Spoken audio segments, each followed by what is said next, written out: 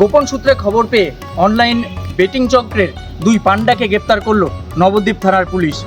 পুলিশের কাছে খবর যায় ওই দুই পান্ডা মূলত প্রতিদিনই বেটিং চক্র চালাচ্ছিল, আর সেই খবর পেয়েই গভীর রাতে তদন্ত নেবে দুই অভিযুক্তকে গ্রেপ্তার করে আজ তাদের নবদ্বীপ আদালতে পাঠালো। অনলাইন ব্যাটিংয়ের বিরুদ্ধে অভিযান চালিয়ে গতকাল রাতে দুই যুবককে গ্রেপ্তার করে আজ আদালতে পাঠালো নবদ্বীপ থানার পুলিশ। পুলিশ সূত্রে জানা গেছে, দীর্ঘদিন ধরে নবদ্বীপ থানা সংলগ্ন এলাকায় অবৈধভাবে অনলাইন গেম চালানোর অভিযোগ উঠছিল। অনলাইন গেমের খপ্পরে পড়ে আর্থিকভাবে ক্ষতিগ্রস্ত হচ্ছিলেন সাধারণ মানুষ।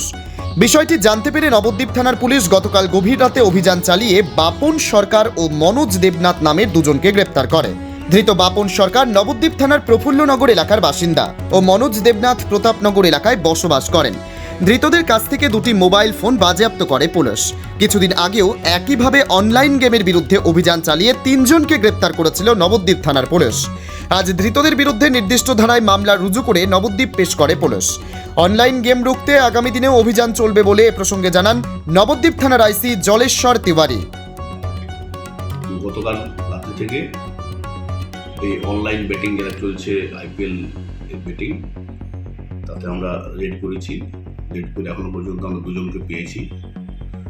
দুজনকে আমি আজকে কোর্টে পাঠিয়েছি কেস করে, তাদের রিমান্ডের প্রাণ দিয়েছি 3 দিনের। আদার্স যারা আছে তাদের উদ্দেশ্য আমাদের রেড চলবে। অনলাইন বেটিং যেটা রংফুল লস আর রংফুল গেন, বিভিন্ন লোক এবারে নিঃস্ব হয়ে যাচ্ছে। তো এটা আমাদের বস সাহেবের অর্ডার এবং আমাদের নিজস্ব এলাকা দেখতে হবে। যাই আমরা সমস্ত জায়গা থেকেই যাতে করে এটা বন্ধ থাকে, না চলে, সেরকম ব্যবস্থার জন্য রেডি।